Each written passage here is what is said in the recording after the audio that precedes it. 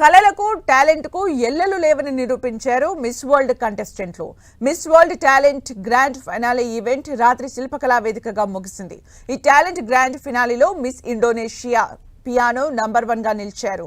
ఆ తర్వాత రెండో స్థానంలో మిస్ కెమెరూన్, మూడో స్థానంలో మిస్ ఇటలీ నిలిచారు. ముందుగా అమెరికా కంటెస్టెంట్ నృత్యంతో కార్యక్రమం ప్రారంభమైంది. ఇటీవల అత్యంత ప్రజాదరణ పొందిన నే రామ బొంబాయికి రాను అనే తెలంగాణ పాటకు మిస్ నైజీరియా చేసిన ఇండో ఆఫ్రికన్ డాన్స్ టాలెంట్ బాగా ఆకట్టుకుంది. దీనికి ఆహుతులు చప్పట్లతో అభినందనలు వ్యక్తం చేశారు. ఆ తర్వాత ఇండోనేషియా పోటీదారు పియానో మ్యూజిక్తో మురిపించారు.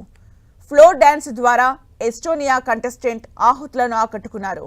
ఐ లవ్ స్టోరీస్ అనే అద్భుత గీతం పాడి బ్రెజిల్ కంటెస్టెంట్ అలరించారు. ఐస్ స్కేటింగ్ తో అద్భుత విన్యాసాలు ప్రదర్శించారు Netherland Miss World contestant.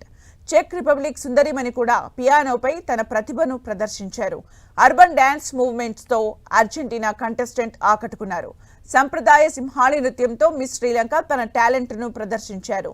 టిడిటాడ్ contestant aerobics ప్రదర్శనతో మెప్పించారు. అందరికంటే భిన్నంగా తన టాలెంట్ తో మెప్పించారు వేల్స్ కంటెస్టెంట్.